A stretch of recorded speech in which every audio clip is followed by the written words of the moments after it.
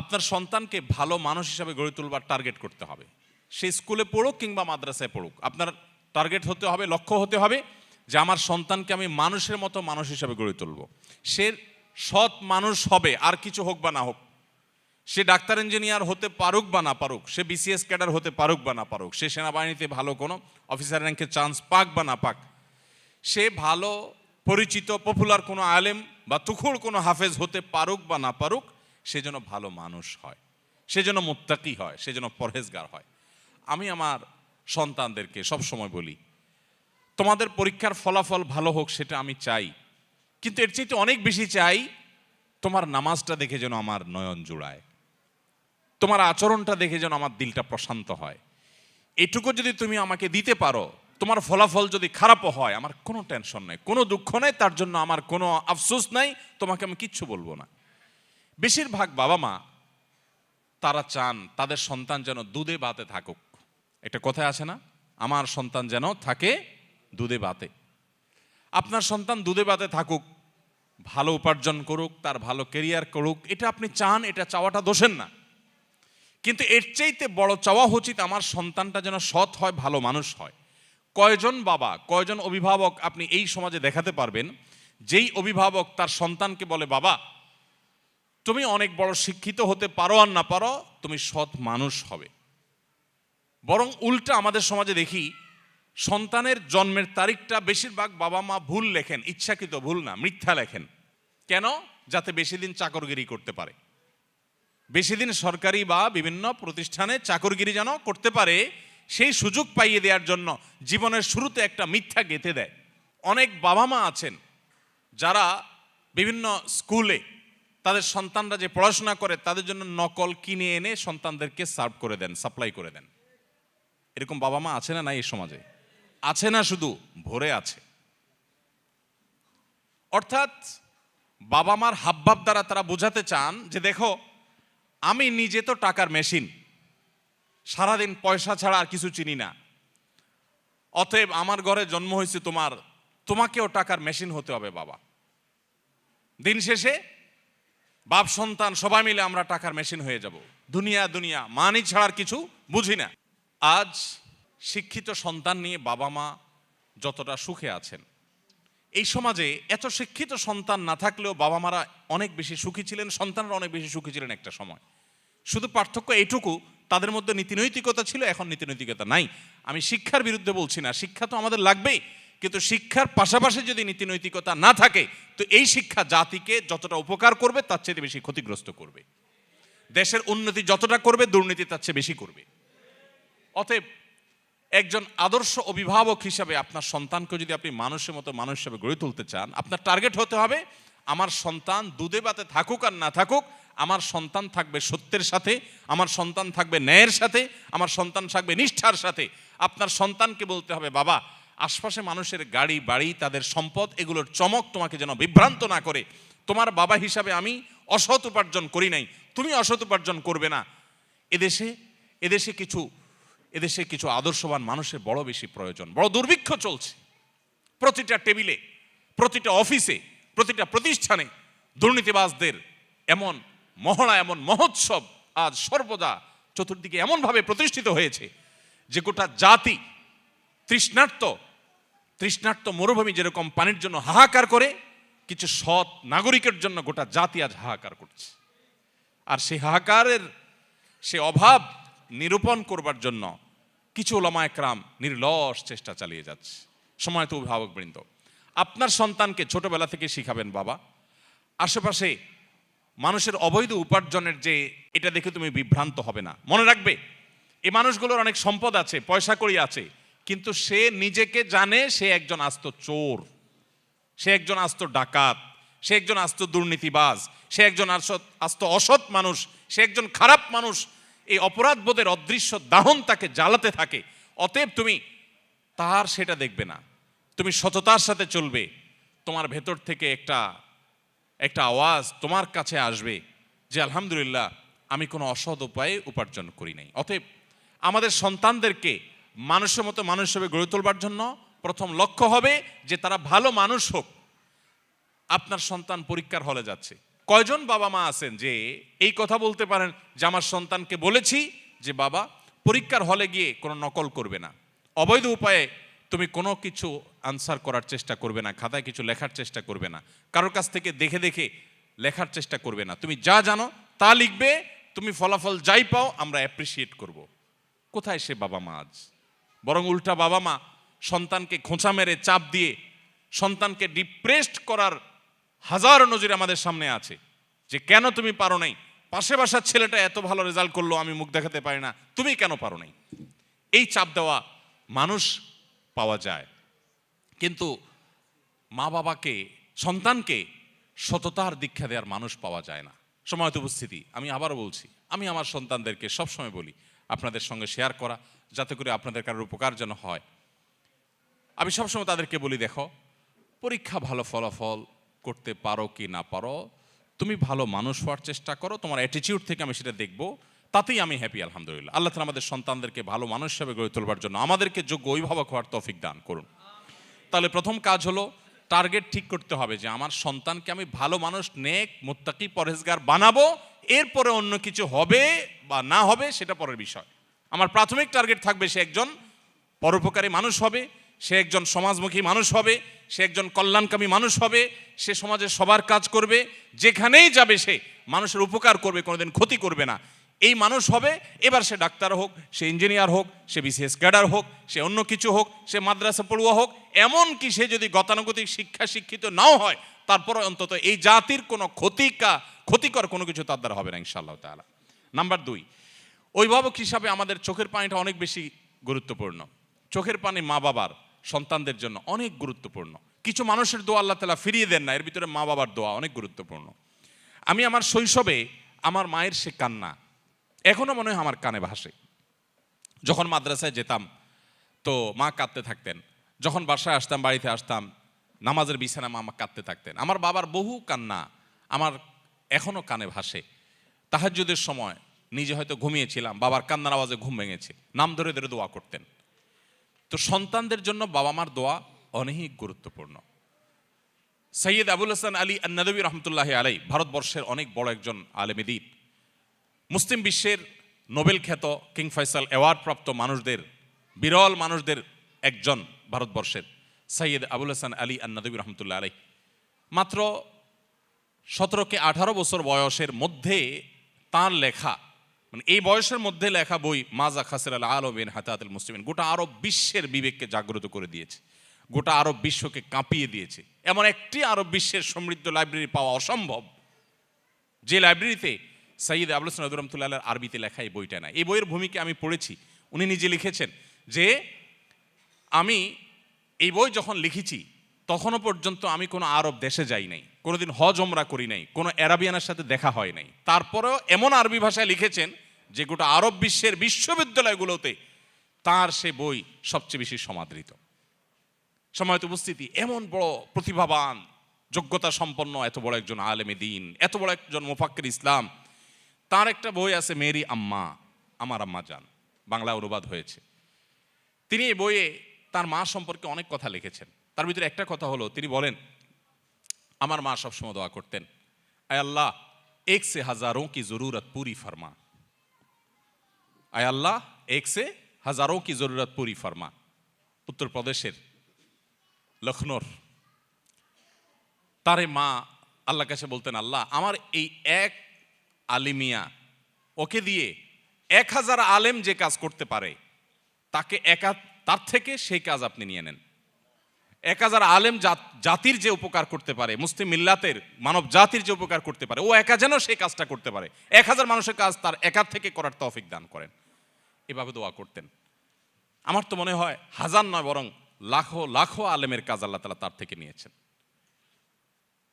তার মা সম্পর্কে আরো অনেকগুলো বিষয় আছে যেগুলো কোট করার মধ্যে আমি সে দীর্ঘ বক্তব্যে আর যাবো না। আমি শুধু এটুকু বলতে চাই, যারা অভিভাবক আছি আমরা, আমাদের সন্তানদের জন্য চোখের পানি ফেলে দোয়া করি। আমরা সন্তানদের জন্য আমাদের কাছে, হুজুরদের কাছে আপনারা অনেক সময় দোয়া চাইতে আসেন, অনেকে হুজুর দোয়া করবেন ছেলেটা এসএসসি পরীক্ষা দিচ্ছে, এইচএসসি পরীক্ষা দিচ্ছে, ও কলেজে যেন চান্স পায়, এটা করে সেটা করে, চান। এই দোয়াতে কোনো দোষের কিছু নেই। কিন্তু কয়জন অভিভাবক, আমি তো আমার জীবনে একজন অভিভাবককে পাইছি কিনা আমার মনে পড়ে না, থাকতে পারে আমার স্মৃতির বাইরে বা আমার মনে নাই এরকম, আমার সচরাচর মনে পড়ে না যে কোনো অভিভাবক এসে বলেছেন যে হুজুর দোয়া করবেন আমার ছেলেটা যেন মানুষের মতো মানুষ হয়। কিছু আছে বলেন, কিন্তু সে বলাটা গতানুগতিক টাইপ মনে হয়। একান্ত হৃদয়ের আকুতি থেকে যে আমার সন্তানটাকে যেন আল্লাহ রাব্বুল আলামিন এই সমাজে যত ফিতনা আছে, যুব সমাজকে ধ্বংস করবার জন্য যত আয়োজন আছে, এই আগুনের আঁচ থেকে বাঁচিয়ে যেন মানুষ বানান। কয়জন বাবা মা দোয়া চান? অতএব আদর্শ অভিভাবক হওয়ার জন্য সন্তানের জন্য চোখের পানি অনেক বেশি দরকার, দোয়া অনেক বেশি দরকার। আল্লাহ তাআলা আমাদেরকে সেটাও করার তৌফিক দান করুন। নাম্বার 3, একটা কথা আমাদেরকে মনে রাখতে হবে, মানুষের প্রকৃতি, বিশেষ করে শিশুদের প্রকৃতি আরো বেশি যে তারা যত বেশি শুনে শিখে তার চাইতে দেখে শিখে বেশি। তারা যতটা শুনে শিখে তার চাইতে দেখে বেশি শিখে। এটা মানবীয় প্রকৃতি, বাচ্চাদের মধ্যে এটা আরো বেশি। আপনি বাচ্চাকে সারাদিন বলবেন বাবা মিথ্যা বলে না, এটা যতটা বাচ্চার জন্য কার্যকর হবে, আপনি নিজে বিভিন্ন পর্যায়ে মিথ্যা বলার প্রয়োজন আছে বা সুযোগ আছে সেই জায়গাগুলোতে মিথ্যা অ্যাভয়েড করবেন। আপনার এই আদর্শটা বাচ্চাকে অনেক বেশি শিক্ষিত করবে যে মিথ্যা বলা যায় না, সে বলবে না। আপনি বাচ্চাকে মুখে বলবেন বাবা মোবাইল টিপে না, আর আপনি সারাক্ষণ নিজে মোবাইল হাতাবেন, তাহলে আপনার বাচ্চা কোনোদিন এই নেশা থেকে মুক্ত হতে পারবে না। আপনি তাকে বাঁচাতে চাইলে আপনি নিজেকে নিয়ন্ত্রণ করা শিখতে হবে। আর কিছু না হোক অন্তত সন্তানের দিকে তাকায় হলো আমাদেরকে মানুষ হতে হবে। আমি প্রায় বলি, আপনি আপনার বাবার জুতা যদি সোজা করতে শিখেন, প্রতিদিন বের হওয়ার সময় আপনার বাবার জুতাটা সোজা করেন, মায়ের জুতাটা সোজা করেন, পরিষ্কার করে রেখে দেন, আপনার সন্তান আপনার জুতার উপরে পাড়া দিতে তার বিবেকে বাঁধবে। আর সারাদিন বলবেন বাবা মার সেবা করতে হয়, বইয়ে পড়াবেন, এগুলোতে সন্তান ততটা শিখবে না যতটা আপনার কাছ থেকে শিখবে। এই জন্য আপনি নিজের গরজে ভালো মানুষ হন বা না হন, অন্তত সন্তানের দিকে তাকে ভালো মানুষ হন। স্বামী স্ত্রী দুজন ঝগড়া করবেন, গালিগালাজ করবেন, হাতাহাতি করবেন সন্তানের সামনে, আর সন্তানকে বলবেন দেখো মিলেমিশে চলতে হয়, ভদ্র হয়ে চলতে হয়। সন্তান বলবে যে এগুলো বোধহয় কথার কথা, এগুলো আসলে আমলে নিতে হয় না, কারণ বাবা মা নিজেই তো আমল করেন না। আপনি মোবাইল টিপবেন আর ওই বলবেন এই পড়ালেখা করো, বই নাও, বই নিয়ে বসো, আর নিজে মোবাইল টিপতেছেন। তখন বাচ্চা মনে করবে কি জানেন? বাচ্চা মনে করবে যে আরে বাপ মা যেগুলো বলতেছে এগুলো বলতেছে মোবাইল নামক এই নিয়ামত থেকে আমাকে বঞ্চিত রাখবার জন্য, তা না হলে উনি টিপছেন কেন? এর মধ্যে এত সুখ যে উনি এটা থেকে এক মুহূর্ত থাকতে পারছেন না, নিশ্চয়ই এর ভিতরে রাজ্যের সকল সুখ এই মোবাইলের মধ্যেই আছে। বাচ্চা সেটার জন্য ঝাঁপায় পড়বে। এই জন্য মুখে কথা কম বলে বরং নিজেরা মোবাইলগুলোকে নিয়ন্ত্রণ করেন। অপ্রয়োজনে সারাক্ষণ রুগীর মতো এটা টিপি না করে লিমিটেড সময় কাজ করে বাচ্চাদেরকে সময় দেন। আল্লাহ আমাদেরকে তৌফিক দান করুন।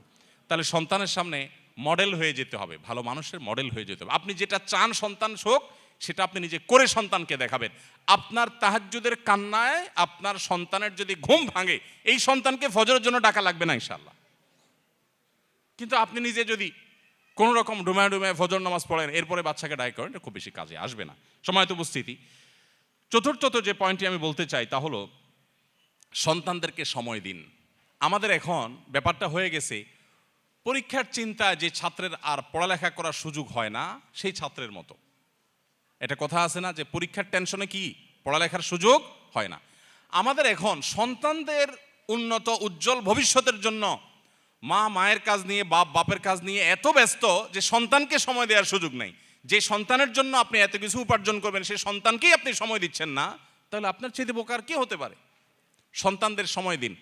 আমি নিজে আলহামদুলিল্লাহ অনেক দিন থেকে একটা প্র্যাকটিস শুরু করছি, আপনাদের সাথেও শেয়ার করি, কেউ আমল করতে পারেন। সেটা হলো যে অফিস টাইমের পর আর মোবাইলে আমি কোনো আপনার অ্যাক্টিভ থাকি না। বেশিরভাগ সময় হয় এরোপ্লেন মোড করে ফেলি, আর নাহলে বন্ধ করে ফেলি, আর নাহলে সাইলেন্ট করে ওইটাকে গাড়িতে রেখে, অফিসে রেখে, ডেস্কে রেখে তারপর বাসায়। এবং পুরো সময়টা বাসা যতক্ষণ থাকা হবে ততক্ষণ ফ্যামিলিকে সময় দেওয়া হবে। এটাতে কিছু ক্ষতি হবে, প্রতিষ্ঠানের ক্ষতি হবে, অফিসের ক্ষতি হবে, হোক, তার চাইতে লাভ অনেক বেশি হবে। যারা বিভিন্ন প্রতিষ্ঠান পরিচালনা করেন, অনেক কাজ কাম আছে, প্রয়োজন একটা বাটন ফোন নিয়ে নেন যে এইটা থেকে এতটা পর্যন্ত বাটন ফোনে আসি, আমার ফোনটা অমুকের কাছে থাকবে, ইমার্জেন্সি কিছু হলে আমাকে জানাবা, আদারওয়াইজ আমি নাই, বাচ্চাদেরকে সময় দিব।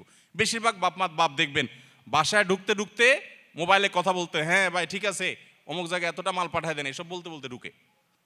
কে দরজা খুলছে সেটাও বাপে দেখে না, আবার বাইর হয়ে যাচ্ছে সকালে, তখন আবার মোবাইলে হ্যাঁ আসতেছি এই যে নামতেছি সিঁড়িতে, বলতে বাইর হয়। তো আপনি সারাক্ষণ আবার বাসা যতক্ষণ আছে ততক্ষণ মোবাইল নিয়ে ব্যস্ত আছে, মাও ব্যস্ত, বাপও ব্যস্ত। বাচ্চাদের যে কি অসহায়ত্ব এই সময়টাতে, আমি তো মনে করি এই সময়ে প্রোডাক্টিভিটির জন্য মোবাইল নিয়ন্ত্রণ করা ছাড়া কোনো দিন সম্ভব না আজকের বাস্তবতায়। আলহামদুলিল্লাহ আমরা এটা শুরু করে দিয়েছি এবং এর সুফলটা আমরা পাচ্ছি আল্লাহর রহমতে। আমি অনুরোধ করব আপনারাও সেই সময়টা দিবেন। শুধুমাত্র সময় দেয়া বলতে বাচ্চাদের সাথে গল্প করানো, সব দিক থেকে আপনি তাদের খেলার সাথী হবেন। আপনার বাচ্চা কার সাথে খেলতে গিয়ে নষ্ট হবে, আপনি সেটা কেন হতে দিবেন? আলহামদুলিল্লাহ আমি আমার বেশ কিছুদিন থেকে প্র্যাকটিসটা করি, তবে গত প্রায় মাসখানেক যাবৎ হবে বা তার সাথে কম বেশি হবে। এই সময় ধরে আমি আমার বাচ্চাদের সাথে নিয়মিত খেলাধুলা করার চেষ্টা করি। যদি আমি বাড়িতে থাকি তো খেলা মিস নাই বাচ্চাদের সাথে, প্রতিদিন 1 ঘন্টা মিনিমাম বাচ্চাদের সাথে খেলি প্রতিদিন। অন্য যত ব্যস্ততা থাকুক, সব ব্যস্ততার সাথে বড় ব্যস্ততা আমার সবচেয়ে বড় সম্পদ আমার বাচ্চারা। অতএব তাদের সাথে আমি খেলার সাথী হব। কোন বাচ্চার সাথে খেলতে গিয়ে সে নষ্ট হবে না হবে আমি সময় দেবো তাদেরকে, এবং তাদের গল্পগুলো আপনি শুনবেন, আপনি নিজে তাদেরকে গল্প বলবেন, তাদের পড়ালেখার সাথী হয়ে যাবেন, মেশার চেষ্টা। বেশিরভাগ বাবা মা সন্তানকে সময় দিতে চান না, টিচারের কাছে দিয়ে রাখেন, আপনার কাজের বুয়ার কাছে দিয়ে রাখেন, অমুকের কাছে দিয়ে রাখেন, তমুকের। মায়েরা তো আজকাল বাচ্চাদেরকে ভালো করে নাস্তাও দিতে রাজি না। আমরা যারা মাদ্রাসা চালাই আমরা জানি, টিফিন দিয়ে দিবেন কি অল টাইমের একটা প্যাকেট ধরাই দিবেন, রেডিমেড কিছু ধরাই দিবেন। আপনার বাচ্চাকে আপনি রেডিমেড এগুলো দিয়ে দিচ্ছেন, আপনি বুড়ো হন এই বাচ্চা আপনাকে বৃদ্ধাশ্রমে পাঠাবে, এরকম অল টাইম ধরাই দিবে। বাচ্চাকে হেলদি কিছু একটু রেডি করে দেন, ভালো কিছু একটু নিজে রান্না করে দেন। মায়েরা আজকাল অলস, ও রেডিমেড কিছু দিয়া যেতে পারলে বাঁচে। বাপেরাও অলস, বাচ্চাকে সময় দিতে রাজি না। সার পড়াক, আপনি নিজে আপনার বাচ্চাকে কদিন পড়ান। এই জন্য বাচ্চাদেরকে সময় দিবেন। সময় না দিলে বাচ্চারা কখনো মানুষ হওয়া এটা সম্ভব না। যত বাচ্চা মানুষ হয়েছে দেখবেন বাবা মা অনেক বেশি তাদেরকে সময় দিয়েছে। 5 নম্বর যে পয়েন্ট আমি বলতে চাই তা হলো হালাল উপার্জন আপনার বাচ্চাকে সৎ মানুষ হতে সাহায্য করবে। আপনি হারাম উপার্জন করবেন, 2 নম্বর কামাই করবেন, আর আশা করবেন যে আল্লাহ বেলগাছে তুমি তাল দিয়ে দাও মালিক, মাবুদ। মালিক শুনবেন না, মালিক আপনার বেলগাছে তাল দিবেন না। আপনি তাল গাছে তাল আশা করতে পারেন। চুরিদারির টাকা, 2 নম্বরের টাকা, ঘুষের টাকা, দুর্নীতির টাকা দিয়া সন্তানরে মানুষ করবেন, বড় করবেন, এরপরে যে হুজুরের কাছে দিয়ে বলেন হুজুর এরে বড় আলেম, বড় হাফেজ, বুজুর্গ আল্লাহওয়ালা বানায় দেন, সম্ভব না। এই জন্য হারাম উপার্জনের কুপ্রভাব সন্তানের উপর অনেক বেশি পড়ে। এই জন্য সন্তানকে মানুষের গড়ে তোলার জন্য হালাল খাবার খাওয়ান। মায়েরা আজকাল ছোট পোলাপানের পিছনে খাবার নিয়ে যে পরিমাণ দৌড়ায়, যে পরিমাণ পাগল পড়া থাকে, যেখানেই যাবেন মাদের দেখবেন একটাই পেরেশানি, সেটা হলো যে বাটি নিয়ে চামচ নিয়ে বাচ্চার পিছনে গুড়গুড় গুড়গুড় করে। কেন? বাচ্চা খায় না। বাচ্চাকে খাওয়ানোর জন্য যত চেষ্টা আপনি করেন, হারাম খানা যেন না খায়, হালালটা যেন খায়, সেই চেষ্টা যদি তার সিকিভাগও করতেন, এক একটা আল্লাহর ওলি এমনি হয়ে যেত। তো এই জন্য আমার সন্তানের পেটে কোনো হারাম যেন না ঢুকে, সেই চেষ্টা আমাদেরকে করতে হবে। 6 নম্বর যে পয়েন্টের কথা বলতে চাই তা হলো তাদেরকে ভালো পরিবেশ দিতে হবে। বেশিরভাগ সন্তান নষ্ট হয় পরিবেশের কারণে। সেই পরিবেশটা শিক্ষা প্রতিষ্ঠান হতে পারে। যে শিক্ষা প্রতিষ্ঠানে বাচ্চা ভালো, আমি আমার বাচ্চাকে মনিটর করব যে বাচ্চার প্রোগ্রেস কি, সে সেখান থেকে ভালো হচ্ছে না খারাপ হচ্ছে, তাকে ভালো পরিবেশ দিতে হবে। যেই প্রতিষ্ঠানে ছেলেরা ভালো, ওস্তাদরা ভালো, শিক্ষকরা ভালো, তাদের আমল ভালো, তরবিয়ত ভালো, এগুলো মনিটর করতে হয়, সেখানে আমার বাচ্চাকে দিব। যেই প্রতিষ্ঠানে যায় শিক্ষার সাথে কুশিক্ষা শিখে আসে, সেখানে আমার বাচ্চা দিব না। তাকে ভালো পরিবেশ, কারণ সে নষ্ট হবে ভালো খারাপ পরিবেশে গিয়ে।